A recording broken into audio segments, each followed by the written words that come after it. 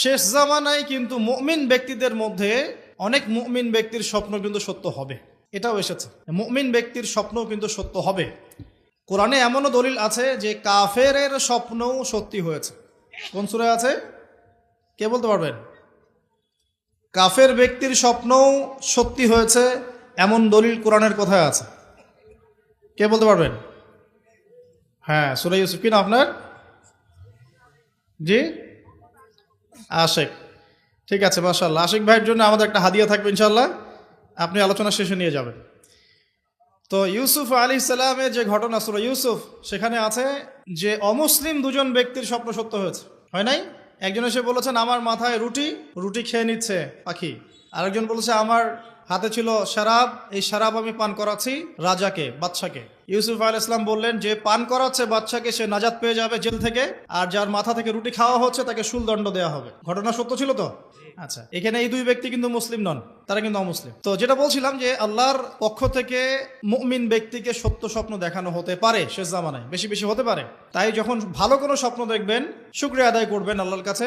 আর যদি খারাপ কোনো স্বপ্ন দেখেন তাহলে কাউকে বলতে যাবেন না। খারাপ স্বপ্ন দেখলে কাউকে বলতে যাবেন না, বরং 2 রাকাত নামাজ পড়ে আল্লাহর কাছে আশ্রয় চাইবেন। আল্লাহ, আমি এই খারাপ স্বপ্ন দেখেছি, এর থেকে তোমার কাছে আমি আশ্রয় প্রার্থনা করছি। পবিত্র কোরআনুল কারীমে সূরা আলে ইমরান এর 19 নম্বর আয়াতে আল্লাহ পাক বলছেন, বা'দা আউযু বিল্লাহি মিনাশ শাইতানির রাজিম, ইন্না দীনা ইনদাল্লাহিল ইসলাম।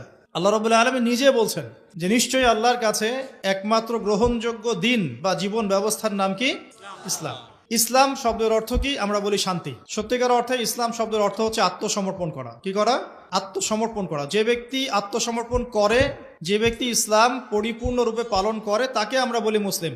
যে ব্যক্তি ইসলাম পরিপূর্ণরূপে পালন করে তাকে আমরা বলি মুসলিম। যেমন এই মুসলিম শব্দের সাথে যে নবীর নাম জড়িত সেটা হলো, তিনি হলেন ইব্রাহিম আলাইহিস সালাম। সূরা হজ পড়ে দেখবেন, হুয়া সাম্মাকুমুল মুসলিমিন, তিনি তো আমাদের নাম দিয়েছেন মুসলিম, এই জাতির নাম দিয়েছেন। তিনি আমাদের জাতির পিতা, মুসলিম জাতির পিতা। তো ইব্রাহিম আলাইহিস সালামের ব্যাপারে আল্লাহ পাক বলছেন, ইয ক্বালা লাহু রাব্বুহু আসলিম ক্বালা আসলামতু লিরাব্বিল আলামিন। যখনই আল্লাহ পাক ইব্রাহিমকে বলতেন আলাইহিস সালাম যে আত্মসমর্পণ করো, ইব্রাহিম আলাইহিস সালাম কোনো বিজ্ঞান যুক্তি দর্শন খুঁজতে যেতেন না। তিনি বলতেন আসলামতু লিরাব্বিল আলামিন, আমি বিশ্বজগতের প্রতিপালকের কাছে আত্মসমর্পণ করলাম। উদাহরণ দিচ্ছি, আল্লাহ রাব্বুল আলামিন ইব্রাহিম আলাইহিস সালামকে বলেছিলেন স্ত্রী এবং সন্তানকে জনমানব শূন্য কাবা ঘরের পাশে রেখে আসতে। ঠিক আছে, জানি তো আমরা।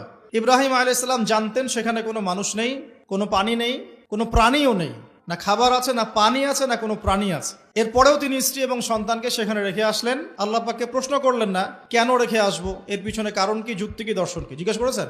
ইয ক্বালা লাহু রাব্বুহু আসলিম, যখনই আল্লাহ পাক বলেছেন আত্মসমর্পণ করো, মেনে নাও, তিনি বলেছেন আসলামতু, আমি মেনে নিলাম, লিরাব্বিল আলামিন। আল্লাহ রাব্বুল আলামিন তাকে বলেছেন যে তোমার সন্তান ছোট, হয়তো বয়স হবে 10, 12 বা 15 বছর। আল্লাহ পাক তাকে বলছেন সন্তানকে জবাই করতে হবে। কি করতে হবে? জবাই করতে হবে। তিনি চলে গেলেন, সন্তানকে বললেন, ইয়া বুনাই, হে আমার সন্তান, যার নাম ইসমাঈল আলাইহিস সালাম, ইন্নী আরা ফিল মানামি আন্নী আযবাহুক, আমি আমার স্বপ্নে দেখেছি আমি তোমাকে জবাই করছি। কি করছি? জবাই করছি। আর নবীদের স্বপ্ন কিন্তু ওহী। নবীদের স্বপ্ন কি হয়? ওহী। ওহী মানে কি? আল্লাহর পক্ষ থেকে প্রত্যাদেশ, আল্লাহর পক্ষ থেকে মেসেজ। সবার স্বপ্ন কিন্তু ওহী নয়। নবীদের স্বপ্ন কি? ওহী। ওহী মানে আল্লাহর পক্ষ থেকে জ্ঞান, যেটা আল্লাহ পাক তার বান্দাদের মধ্য থেকে কিছু কিছু বান্দার কাছে পাঠান বাছাইকৃতভাবে। কিভাবে পাঠান? আল্লাহ পাক ফেরেশতার মাধ্যমে পাঠান। নবীদের স্বপ্ন ওহী। আর শেষ জামানায় কিন্তু মুমিন ব্যক্তিদের মধ্যে অনেক মুমিন ব্যক্তির স্বপ্ন কিন্তু সত্য হবে, এটাও এসেছে। মুমিন ব্যক্তির স্বপ্নও কিন্তু সত্য হবে।